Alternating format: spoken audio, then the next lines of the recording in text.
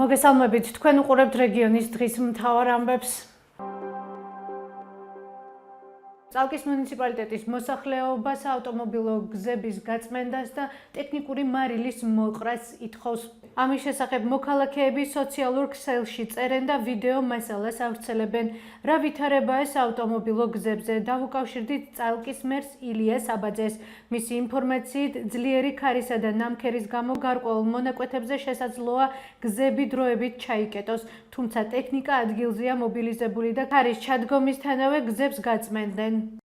მარები უთლება ყველგან, სადაც საჭირო არის და იხსნება ის გზები, სადაც შესაძლებელია გახსნა, იმიტომ რომ ძლიერი ქარია, რომელიღაც სოფელში შეიძლება იყოს ჩაკეტილი ნამქერის გამო, თორემ ტექნიკა ადგილზეა მობილიზებულია, როცა ჩადგება ქარი, აუცილებლად გაიხსნება.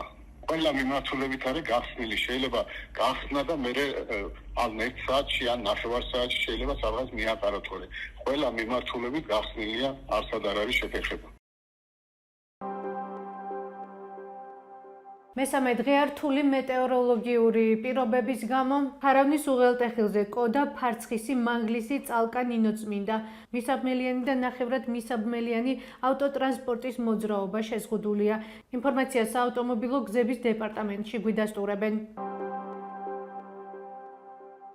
შვიდთვიანი პატიმრობის შემდეგ სტრატეგია აღმაშენებლის ლიდერმა გიორგი ვაშაძემ საპატიმრო დატოვა.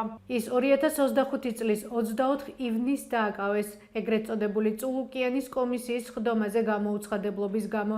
გათავისუფლების შემდეგ ვაშაძეს პენტენციურ დაწესებულებასთან ოჯახის წევრები და მხარდაჭერები დახვდნენ. სასჯელის პარალელურად მას 2 წლის ვადით აეკრძალა საჯარო თანამდებობის დაკავება. ოპოზიციის შეფასებით ვაშაძის პატიმრობა პოლიტიკურად მოტივირებული იყო. ერთი ადამიანი ცივი იარაღით დაჭრეს მარნეულში. შინაგან საქმეთა სამინისტროს ცნობით შემთხვევა ურთიერთშელაპარაკების დროს მოხდა, ხოლო ბრალდებული ადგილიდან მიიმალა. ინფორმაციას შინაგან საქმეთა სამინისტრო ავრცელებს და ამბობს, რომ პირი დაკავებულია. უწყების ცნობით დაჭრილი მამაკაცი კლინიკაში გადაიყვანეს, სადაც შესაბამისი მკურნალობა utardeba. როგორია დაჭრილის ჯანმრთელობის მდგომარეობა, ჩვენი რედაქცია გარკვევას ცდილობს. შსს მომხდარს ჯანმრთელობის განზრახ მძიმე დაზიანების მუხლით იძიებს, რაც 7 წლამდე პატიმრობას ითვალისწინებს. ეს იყო ჩვენს ხელთ დღევანდელი ბოლო ინფორმაცია. მეტი და დეტალური ინფორმაციისთვის ეწვიეთ ჩვენ ვებ და Facebook გვერდს. გმადლობთ, რომ გვიყურებთ. ორშაბათამდე.